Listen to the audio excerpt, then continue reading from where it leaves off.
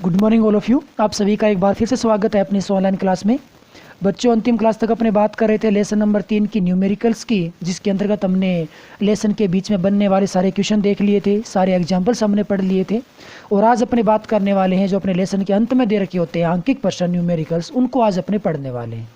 तो सबसे पहले हमें ये देखना है कि हमें कौन कौन से न्यूमेरिकल्स वहाँ से पढ़ने होंगे।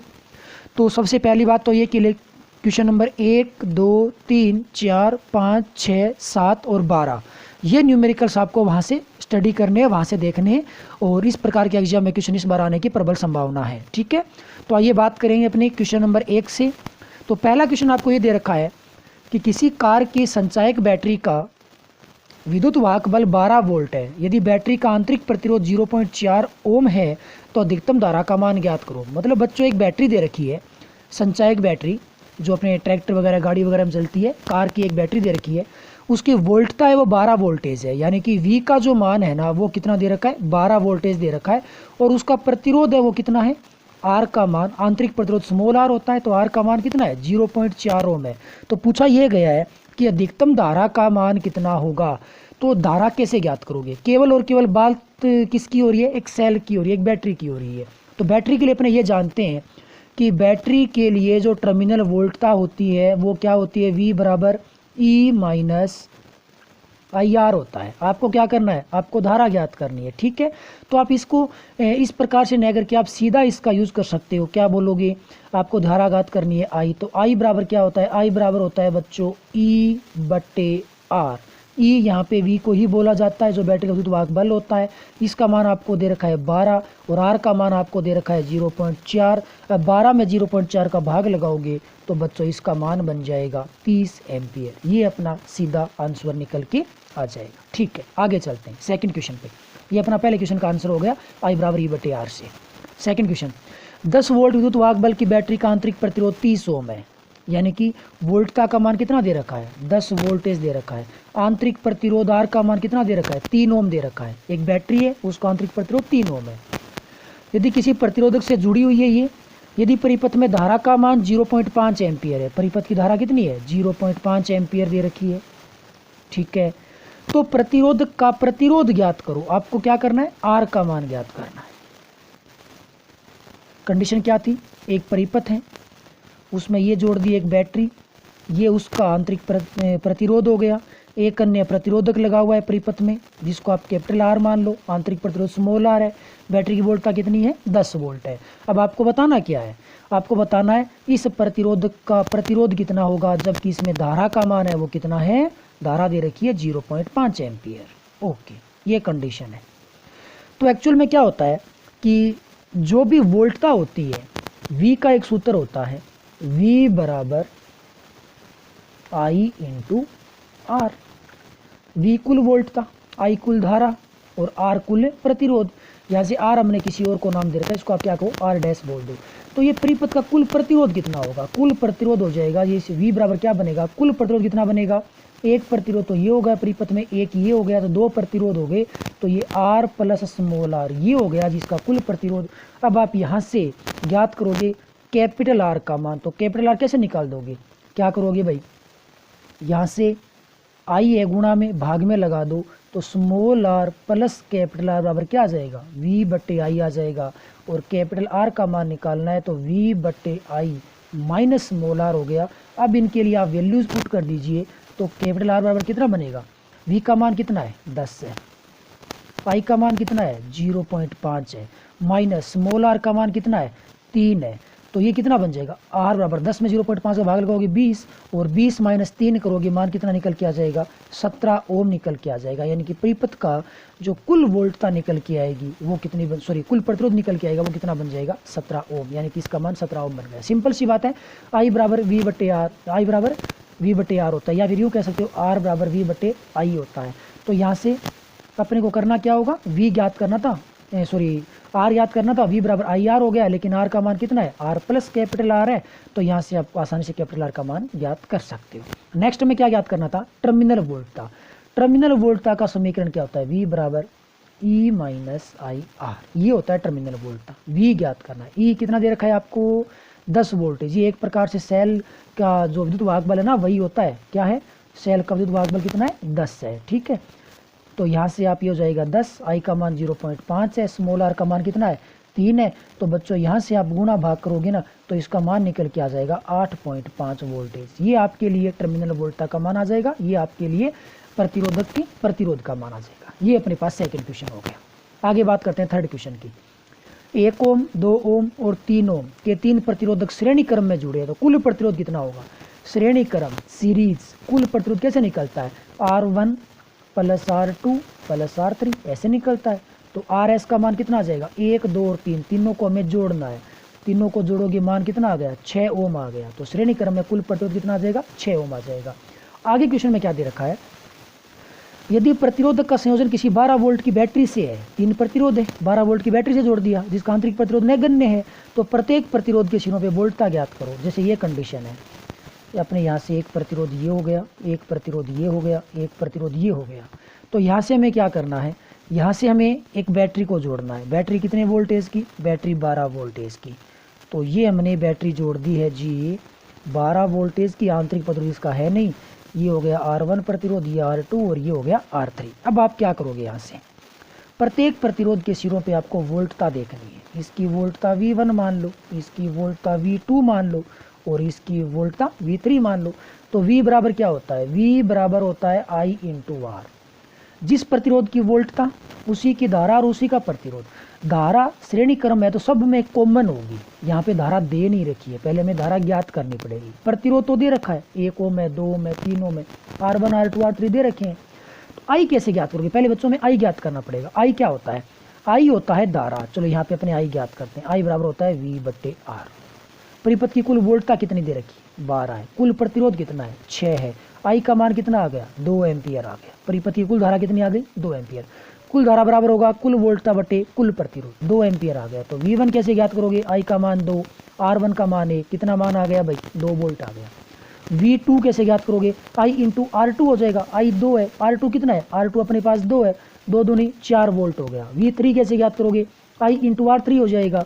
तो ये आई कितना है 2 है, R3 कितना है 3 है, तो ये कितना हो जाएगा 6 वोल्ट हो जाएगा। ये इसके तीनों आंसर आ जाएंगे। तो सिंपल सा यहाँ से क्वेश्चन तैयार हो जाएगा। नेक्स्ट अपने बात करते हैं नेक्स्ट क्वेश्चन, क्वेश्चन नंबर 4 की। तो ये अपने पास क्वेश्चन नंबर 4 है। अब क्वेश्चन नंबर 4 अपने क्या कहता है, क्वेश्चन नंबर 4 ये कहता है कि 2 ओम 4 ओम 5 ओम के 3 प्रतिरोधक हैं पार्श्व क्रम में। पार्श्व नाम को जरा देखना, पार्श्व का मतलब होता है बच्चों समांतर, समांतर क्रम में। तो परिणामी प्रतिरोध ज्ञात करो। तो अपने पास यहाँ से परिणामी प्रतिरोध कैसे निकल के आ जाएगा, समांतर क्रम में। तो समांतर क्रम में परिणामी प्रतिरोध R पैरेलल की बात कर ले तो 1/R1 1/R2 1/R3 इस प्रकार से निकल के आता है। तो अब आप यहाँ से क्या करोगे, इनकी वैल्यू पुट कर दो। तो 1/R पैरेलल के लिए कितना आ जाएगा 1/2 1/4 और 1/5। और यहाँ से इन सब का आप LCM लोगे, लघुत्तम लोगे तो लघुत्तम बच्चों इसका 20 आ जाएगा। तो ये बनेगा 10, ये हो जाएगा 5, ये हो जाएगा 4। तो कुल मिलाकर के ये मान आ गया 19/20, ये आ गया 1/RP का मान। तो हमें तो RP देखना है, पैरेलल में आपको रेजिस्टेंस देखना है। तो ये बन जाएगा आपका 20/19 ओम। ये टोटल प्रतिरोध आ गया किसके लिए, समांतर क्रम संयोजन के लिए। किसके लिए आ गया, समांतर क्रम संयोजन के लिए। ओके, नेक्स्ट क्या कहता है बी, इसका बी पार्ट क्या कहता है।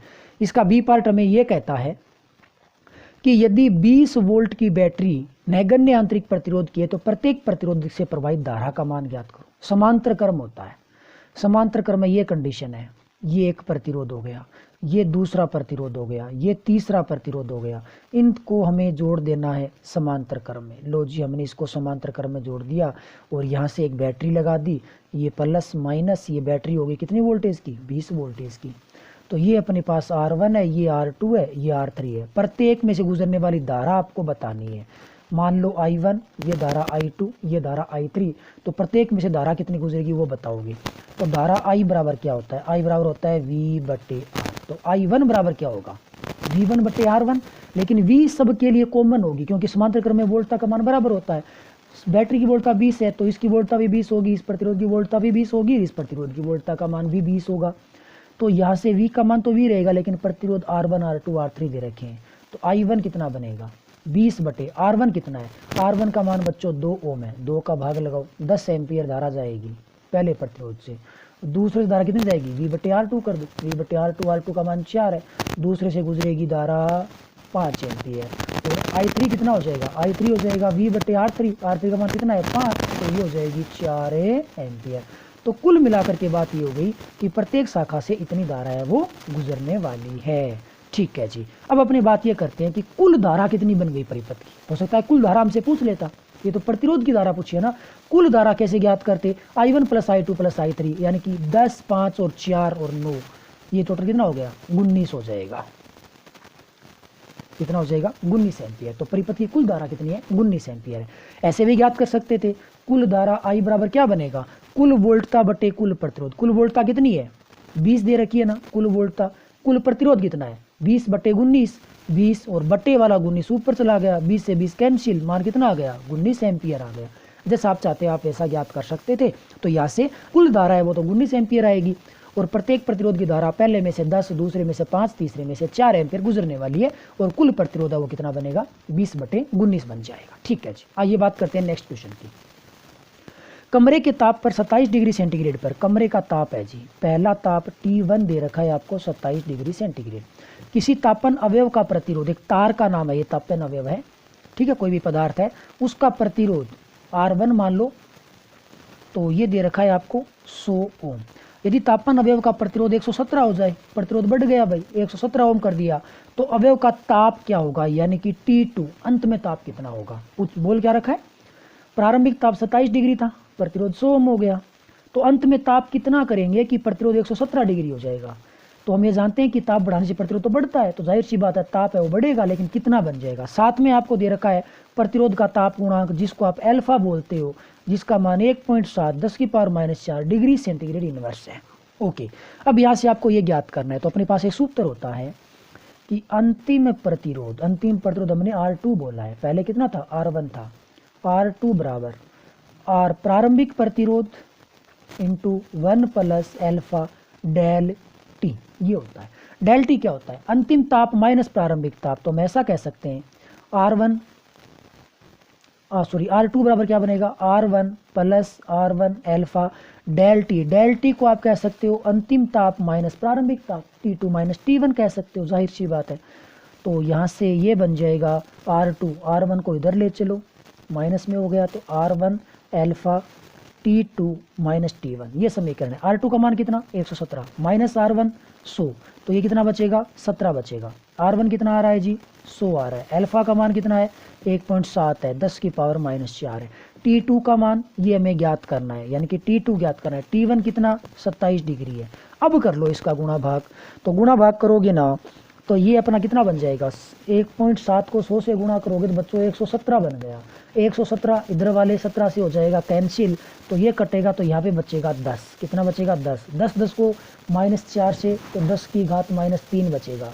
तो ये हो जाएगा 1/10 की घात कितना बन जाएगा -3 बराबर आ जाएगा T2 - 27। गुणा भाग करोगे इतना मान बनेगा, 10 की घात -3 को ऊपर लेके चलो आप, तो ये कितना बन जाएगा अपने पास, ये बन जाएगा 10 की घात 3 प्लस में बन जाएगा, और प्लस में 10 की घात 3 को करोगे तो ये हो जाएगा 10 की घात 3 प्लस बोले तो 1000 बराबर आ गया आपका T2 - 27 इधर जाएगा, तो T बराबर हो जाएगा 1000 + 27, तो कुल मिलाकर के आंसर आ जाएगा 1027 डिग्री सेंटीग्रेड। ये बहुत अच्छा क्वेश्चन है बच्चों, इसके ऊपर आप विशेष ध्यान रखना।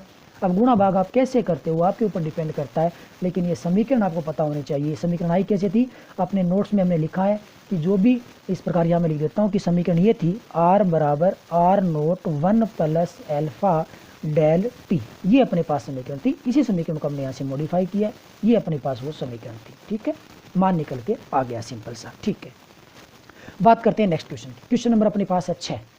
अब क्वेश्चन नंबर 6 क्या कहता है, 15 मीटर लंबे, L का मान दे रखा है 15 मीटर, एवं 6 × 10⁻⁷ मीटर स्क्वायर अनुप्रस्थ काटक क्षेत्रफल, A का मान दे रखा है 6 × 10⁻⁷ मीटर स्क्वायर, तार से धारा प्रवाहित की गई है। इसका प्रतिरोध 5 ओम मापा गया। R का मान दे रखा है बच्चों 5 ओम। तार की प्रतिरोधकता रो का मान ज्ञात करना है। हम ये जानते हैं प्रतिरोध का सूत्र होता है ρ/A, ये होता है, तो रो का मान क्या बन जाएगा RA/L बन जाएगा। R का मान कितना 5, A का मान कितना 6 10⁻⁷, और यहाँ से L का मान कितना दे रखा है 15, मान कितना आ गया 5 3 3 दूनी, तो 2 गुना 10 की पावर -7। अब इसका मात्रक क्या होगा, ओम इंटू मीटर स्क्वायर प्रति मीटर, यानी कि कुल मिलाकर के ओम इंटू मीटर। आंसर कितना आ गया 2 10 की पावर -7 ओम इंटू मीटर, इसका आंसर तैयार हो जाएगा। तो ये अपने पास क्वेश्चन नंबर 6 हो गया। चलिए बात करते हैं नेक्स्ट क्वेश्चन की। तो नेक्स्ट क्वेश्चन बच्चों अपने पास ये रहा, क्वेश्चन नंबर 7। क्वेश्चन नंबर 7 क्या कहता है, सिल्वर के तार का इतने डिग्री सेंटीग्रेड में प्रतिरोध इतना है, जबकि 100 डिग्री सेंटीग्रेड में प्रतिरोध 2.7 हो गया। सिल्वर की प्रतिरोधकता ताप गुणांक अल्फा ज्ञात करना। देखो वही क्वेश्चन बार बार रिपीट हो रहे हैं, इसका मतलब ये क्वेश्चन इंपॉर्टेंट बनता है, ये सूत्र इंपॉर्टेंट बनता है। R बराबर R0 1 plus alpha del T, ये सूत्र अपने आप में इंपॉर्टेंट बनता है। तो ये R सूत्र क्या बन जाएगा, R0 को गुणा किया plus R0 alpha del T हो गया। तो यहाँ से आप R minus R0 is equal क्या बचेगा, R0 अल्फा डेल टी, ये बचेगा। इस सूत्र पे न्यूमेरिकल आने की प्रबल संभावना है। ठीक है, तो आप ध्यान रखना, ऐसा क्वेश्चन अपने पास 4थी या 5वीं बार देखने को मिला है। क्या दे रखा है, पहले प्रतिरोध इतना, ताप इतना था, बाद में ताप इतना हो गया। पहले प्रतिरोध इतना था, बाद में प्रतिरोध इतना हो गया। तो अल्फा ज्ञात करना है। अल्फा निकालें, कैसे निकालोगे, अल्फा ज्ञात करना है तो ये बन जाएगा अल्फा बराबर R माइनस R0 बट्टे आ जाएगा R0 और साथ में कितना है डेल टी है। अब इनकी वैल्यू पुट कर दो, R अंतिम प्रतिरोध है, R0 प्रारंभिक प्रतिरोध है, डेल टी तापांतर है, R0 प्रारंभिक प्रतिरोध हो गया। ओके, R का मान कितना 100, सॉरी 2.7, पहले कितना था 2.1, ये हो गया 2.7 माइनस R0 कितना 2.1 प्रारंभिक प्रतिरोध ये था। R0 का मान कितना 2.1, डेल टी तापांतर कितना, बाद में ताप 100 था, पहले 27.5 था, तो ये बन जाएगा 100 माइनस 27.5। अब यहाँ से आप अल्फा का गुणा भाग करोगे तो गुणा भाग करने पर ये क्या बन जाएगा, ये बन जाएगा 0.6 बटे ये आ जाएगा 2.1 गुणा में ये अपने पास कितना बन जाएगा, ये बनेगा 72.5। और अब यहाँ से बच्चों आप गुणा भाग कर लो तो गुणा भाग करने पर आपका मान निकल के आएगा 0.0039 आ जाएगा। और अल्फा का मात्रक क्या होता है, डिग्री सेंटीग्रेड इनवर्स होता है, डिग्री सेंटीग्रेड इनवर्स होता है। ये मात्रक भी ध्यान रखना क्या होता है, सेंटीग्रेड इनवर्स कह सकते हो, क्या हो जाएगा सेंटीग्रेड इनवर्स, सेंटीग्रेड इनवर्स। ये किसका मात्रक होता है जी, ये होता है अल्फा, यानी कि प्रतिरोध ताप गुणांक का मात्रक होता है। ठीक है, ये अपने पास क्वेश्चन आ गया 7वां। अब अपनी बात करते हैं नेक्स्ट और आज के अंतिम क्वेश्चन की कि ये क्वेश्चन कैसे होगा। 12वां क्वेश्चन, एक पोटेंशियोमीटर। पोटेंशियोमीटर क्या होता है, पोटेंशियोमीटर बच्चों बोला जाता है विभव मापी को। किसको बोलोगे, विभव मापी को आप पोटेंशियोमीटर बोलोगे। अब ये पोटेंशियोमीटर के बारे में क्या कहा जा रहा है, एक पोटेंशियोमीटर की व्यवस्था में 1.25 विद्युत भाग बल का एक सेल है, एक सेल है, विद्युत भाग बल E1 कितना हो गया 1.25 हो गया।